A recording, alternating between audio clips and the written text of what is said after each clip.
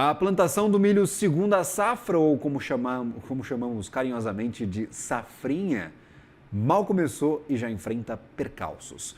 Com a importação de fertilizantes muito prejudicada e os preços muito elevados do diesel, consequências diretas da guerra no Oriente Médio. A mais importante safra de milho do país depende de fatores climáticos e também políticos para se desenvolver. Esse assunto para o nosso colunista do CNN Agro, Marcos Fava Neves. Seja bem-vindo, Marcos, à nossa programação, meu caro. Uma ótima tarde a você. É um prazer estar com vocês outra vez, Gabriel, e para dar notícias boas, viu? Eu quero essas notícias boas, então, porque a gente está falando de problema, de fertilizante caro, de diesel que está caro pra caramba, que é para o maquinário, que é para picape do pessoal do agronegócio. Eu queria entender onde a gente consegue enxergar, talvez, a luz do farol para guiar aí o barco para uma direção mais Bom, positiva, meu caro. a situação de momento do produtor rural, ela é realmente complicada porque nós temos um endividamento elevado, você tem taxa de juros altas e, de repente, nós fomos surpreendidos com essa questão do diesel e aumento dos fertilizantes. E o Brasil está, nesse momento, colocando uma mega segunda safra de milho em produção, como você falou muito bem. Nós, para você ter uma ideia, falando um pouquinho do passado e dos números, né, tirando do contexto da situação de momento do produtor, que é ruim, mas de repente ele pode até ter um aumento de preços, eu queria depois explicar isso para vocês, mas se você pegar os últimos 10 anos, o Brasil pulou de uma produção de 67 milhões de toneladas para 131, 132 milhões de toneladas. Então, olha que a gente dobrou em 10 anos e hoje, Gabriel, o Brasil faz 10% do milho do mundo, feito aqui no nosso território. E a exportação também nos últimos 10 anos, por isso que eu falei para você que teria boas notícias antes da análise aí da conjuntura de momento, e o futuro também reserva boas notícias, mas a nossa exportação pulou de 14 milhões de toneladas para 42 milhões de toneladas. Então, veja que hoje o Brasil já ocupa 20, 25% das compras mundiais de milho. Então, nós tivemos um desenvolvimento muito grande em termos de volume de produção e por aí você consegue ver o que está movimentando de frete, de armazenagem. Nós tivemos também um aumento de área, que no caso do milho pulou de 13, 14 milhões de hectares para 22 milhões de hectares, e a grande vantagem do milho é que desses 22 milhões, 18 são feitos na mesma área da soja, por isso que é chamado de safrinha, que na verdade virou um safrão.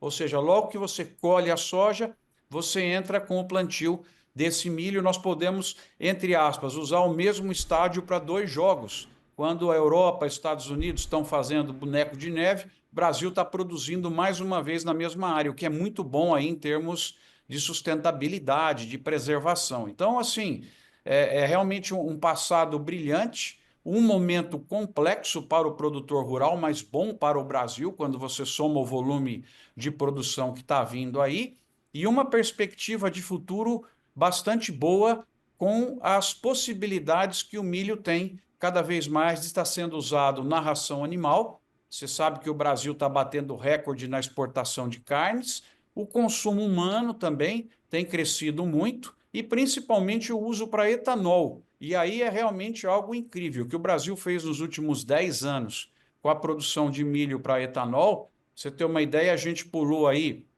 de 1,3 milhão de hectares que nós usávamos em 2020. 2035 a perspectiva é usar 8,4 milhões de hectares, produzindo aí 51 milhões de toneladas de milho só para etanol e contribuindo com o Brasil em 22 bilhões de litros. Então, assim, é muito interessante o que vem pela frente para essa cultura, apesar do momento difícil, pelas variantes de consumo animal, consumo para carro, consumo humano e exportação de grãos também. Como eu falei para você, o Brasil já está com 20% do mercado mundial, deve chegar a 30% nos próximos 8, 10 anos, ou seja, quase um terço do milho comprado pelo mundo virá do Brasil.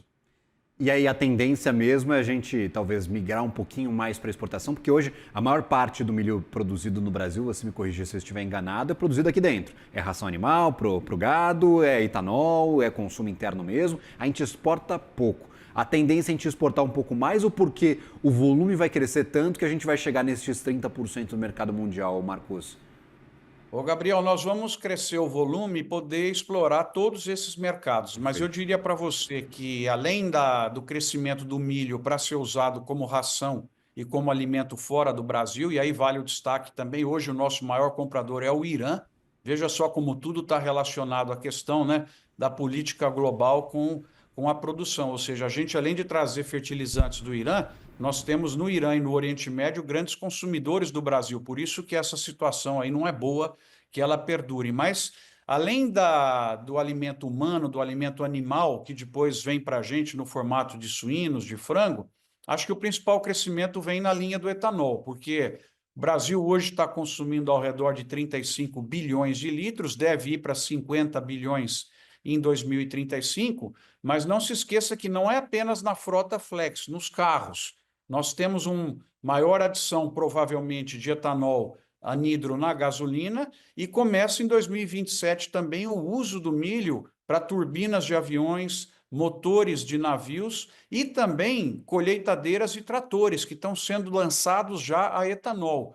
Então, o que seria o benefício dessa história toda aí para o Brasil? Eu acho que o surgimento do etanol de milho, ele tem feito, Gabriel, o que eu chamo do empoderamento bioenergético do Brasil. No nosso interior, você tem essas fábricas surgindo, para você ter uma ideia, foram 27 nos últimos anos já em operação, 32 ou em construção ou autorizadas. Nós vamos chegar perto de 60 unidades produtivas, que custa cada uma 1,5 bi a 2 bilhões de reais. Então você tem o empoderamento energético, porque o etanol passa a ser competitivo em todo o Brasil, feito a partir do milho, a partir do sorgo. Quando você chega com o milho e faz etanol, ele gera um outro produto chamado de DDG, que é proteico e que é muito atraente para os animais. Então, a produção animal, confinamento, produção de frangos, produção de suíno, ela vai atrás dessa unidade produtiva, você interioriza o desenvolvimento e é um processo que, essa palavra não existe, né? Fui eu que criei, de carnificação da produção brasileira, porque aí você agrega valor. E aí, para concluir, quando você chega com as carnes, eles geram esterco, né? Gera cama de frango. Esse esterco daí atrai o biogás, que faz biometano, biogás para eletricidade, biometano para mover os motores também de caminhões, colheitadeiras, e gera fertilizante também com esse resto aí do que não foi utilizado, né, dos detritos animais. Então, você tem agricultura circular, empoderamento bioenergético, carnificação da produção e o desenvolvimento, porque regionalmente você vai ter todo um fornecimento de insumos para a produção animal, movimenta essas cadeias todas de serviços e a melhoria do emprego e da circulação de recursos, traduzindo em melhor balança comercial, menos dependência do petróleo, que agora a gente está vendo o quanto que isso aí é ruim, não é? E você gerar no próprio país a própria energia, controlando a inflação, gerando PIB, gerando desenvolvimento. Então é o que eu falei para você, o momento é ruim para o produtor de milho, mas a perspectiva futura para o Brasil e para o próprio produtor é muito melhor, como eu falei aqui, com todas essas indústrias se articulando e empoderando o interior do Brasil. Conversávamos, inclusive, com o pessoal da AgFeed, que são nossos parceiros aqui no CNN Money. Eles tiveram boas conversas com o pessoal de fertilizantes, com os importadores, com os empresários do setor de fertilizantes. E a perspectiva é essa, que 2026 vai ser ano de sobrevivência. Para os produtores, dá para a gente usar esses mesmos termos? É sobrevivência agora para desfrutar destes bons cenários que você está montando para o futuro, Marcos?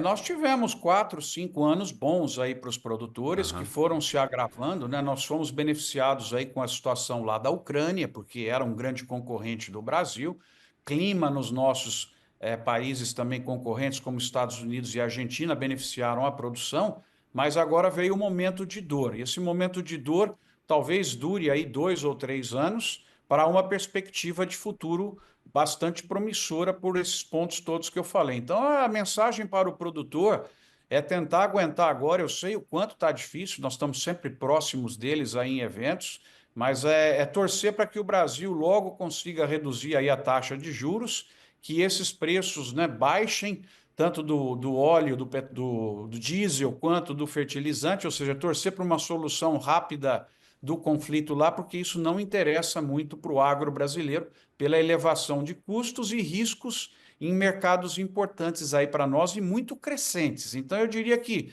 aguentar um pouco o tranco agora, mas o milho vai dar muita alegria para a sociedade brasileira nos próximos anos, muita força para a nossa sociedade também por conta desse empoderamento e uma independência maior em relação aí ao petróleo, porque nós estamos gerando a nossa própria energia, seja com etanol, com biogás, biometano, fertilizante que vem dos animais, enfim, quem que não quer uma região mais empoderada e mais independente, vamos dizer assim, daquilo que é arriscado no mundo, né? Todos torcemos para isso. Marcos Fava Neves, que é o nosso colunista aqui do CNN Agro, sempre bem-vindo, meu cara. Até uma próxima e uma ótima semana a ti. Prazer, obrigado, viu? Prazer.